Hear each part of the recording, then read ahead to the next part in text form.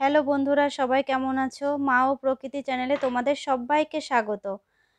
আজকে এই যে জুমের পাকা চাল কুমড়া দিয়ে মুরগির মাংসের ঝোল রান্না করে দেখাবো। আজকে রান্না করছি দেশি মুরগি। এজন্য আমি নিয়েছি মুরগির মাংস, গোল আলু, পেঁয়াজ কুচি, গোটা রসুন, একটা টমেটো কেটে নিয়েছি, চাল কুমড়োকে টুকরো টুকরো করে কেটে নিয়েছি। এখানে আছে আদা, রসুন আর পেঁয়াজ বাটা, গরম মশলা বাটা, হলুদ, লবণ, গোটা জিরে, ধনে আর কাঁচা লঙ্কা একসাথে করে বেটে রাখা। এখন চলে যাচ্ছি মূল রান্নায়। প্রথমে কড়াইটাকে গরম করে কড়াইয়ে আমি দিয়ে দিচ্ছি সর্ষের তেল। কড়াইয়ের তেলটা গরম হলে সেই গরম তেলের মাঝে ছেড়ে দিচ্ছি আমি কুচিয়ে রাখা পেঁয়াজগুলো। সেই সাথে একটা তেজপাতাকে দু টুকরো করে দিয়ে দিচ্ছি এতে। এখন পেঁয়াজগুলোকে তেলের সাথে নাড়াচাড়া করে নেব এবং যাতে খুব ভালোভাবে এবং তাড়াতাড়িভাবে এটা গলে যায়, এজন্য আমি ব্যবহার করছি কিছুটা লবণ। এ সময় লবণটা দিয়াতে দেখুন পেঁয়াজগুলো খুব তাড়াতাড়ি ভাজা হয়ে গেছে। যখন পেঁয়াজে বেশ কালার এসে গেছে তখন আমি এর মাঝে দিয়ে দিচ্ছি পেঁয়াজ, রসুন আর আদা বাটা দিয়ে আমি এটা কষাতে থাকবো। এ সময় একটু হলুদ আমি দিয়ে দেব যাতে তেলটা ছিটে বাহিরে বের হয়ে না আসে, এতে করে একটু কম ছিটবে। এই রান্নাটা আসল মুনশিয়ানা হচ্ছে মশলা কষানোর ওপর। মশলাটা যত ভালো কষানো হবে আর সেই সাথে মাংসটা দিয়ে যত বেশি ভালো কষাতে পারবো রান্নাটা ততটাই ভালো হবে। কারণ চাল কুমড়ো একটা জলীয় তরকারি, তার সাথে মশলা ভালো কষানো না হলে আসল স্বাদটা আসবে না। দেখুন মশলাটা আমি কষাতে শুরু করেছি এবং কষাতে গিয়ে এই কিছুটা কড়াইতে ধরে যাচ্ছে, এজন্য আমি একটু জল দিয়ে দিলাম। আর আমি সবসময় রান্নায় একটু কম তেল ব্যবহার করি, এজন্য আমি একটু জল দিয়ে দিয়ে বেশি করে কষিয়ে নিই। তেল স্বাস্থ্যের জন্যে খুব বেশি ভালো নয়, এজন্যে আমি একটু কম ব্যবহার করি। রান্নার এ পর্যায়ে আমি দিয়ে দিচ্ছি জিরে, ধনে আর কাঁচা লঙ্কা বাটা।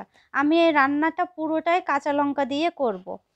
আর এখন আমি এর মাঝে দিয়ে দিচ্ছি গোটা রসুন আর এই টমেটোটা দিয়ে আবার একটু জল দিয়ে আমি মশলাটাকে কষাতে থাকছি। একটা কথা আপনাদেরকে বলা হয়নি, আমি মাংসটাকে আগে থেকেই ম্যারিনেট করে রেখেছিলাম সামান্য হলুদ, লবণ আর একটু কাশ্মীরি লঙ্কার গুঁড়ো দিয়ে, যাতে একটু ভালো রং আসে। আর কারণ আমি বলেছি যে আমি পুরো রান্নাটাই কাঁচামরিচ দিয়ে করব, এজন্য। এ পর্যায়ে আমি ম্যারিনেট করা মাংসটা দিয়ে দিলাম এবং মাংসটা দিয়ে এই যে কষানো মশলাটার সাথে খুব ভালোভাবে কষাতে থাকবো এবং কষাতে কষাতে একটু যখন জল ছেড়ে দেবে তখন আমি এটাকে ঢাকনা দিয়ে ঢেকে দেব। ঢাকনা দিয়ে ঢেকে দিয়ে এই জলটাকে আমি খুব ভালো করে মাংসের সাথে শুকিয়ে নেব। কয়েক মিনিট পর ঢাকনাটা খুলে এই যে দেখুন জলটা যখন শুকিয়ে আসছে তখন এটাকে আরও বেশ নাড়াচাড়া করে প্রায় একটু ভাজা ভাজা ভাব হয়ে আসবে। এ পর্যায়ে আমি আরেকটু জল ব্যবহার করব। এই যে জলটা আমি ব্যবহার করলাম এটা কিন্তু গরম জল, আমি আগে থেকে করে রেখেছিলাম। আমি মাংসে সবসময় গরম জল ব্যবহার করে থাকি, এতে আমার কাছে মনে হয় মাংসের স্বাদটা ভালো আসে। আপনারা যারা এখনও পর্যন্ত আমার ভিডিওর সাথে আছেন তাদেরকে অবশ্যই আমি একটু অনুরোধ করব, আপনারা একটা লাইক দিয়ে আমার ভিডিওটা শেষ করবেন এবং আপনাদের আমার ভিডিওটা ভালো লাগছে কিনা একটা ছোট্ট মন্তব্যর মাঝে জানিয়ে যাবেন। তাতে করে আমার ভালো লাগবে, আপনাদেরকে নতুন নতুন ভিডিও উপহার দেওয়ার জন্য আমাকে উৎসাহিত করবে। দেখুন আমি মাংসে আলুটা ব্যবহার করেছি, আর যেহেতু এটা নতুন আলু তাই এটাকে আমি আর আলাদা করে ভেজে নিইনি।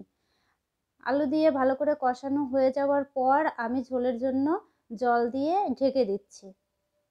এটা যেহেতু দেশি মুরগির মাংস তাই এটাকে আমি জল দিয়ে ভালো করে কষিয়ে নিয়েছি যাতে করে মাংসটা বেশ কিছুটা সেদ্ধ হয়ে যায়, না হলে মাংসটা সেদ্ধ হবে না।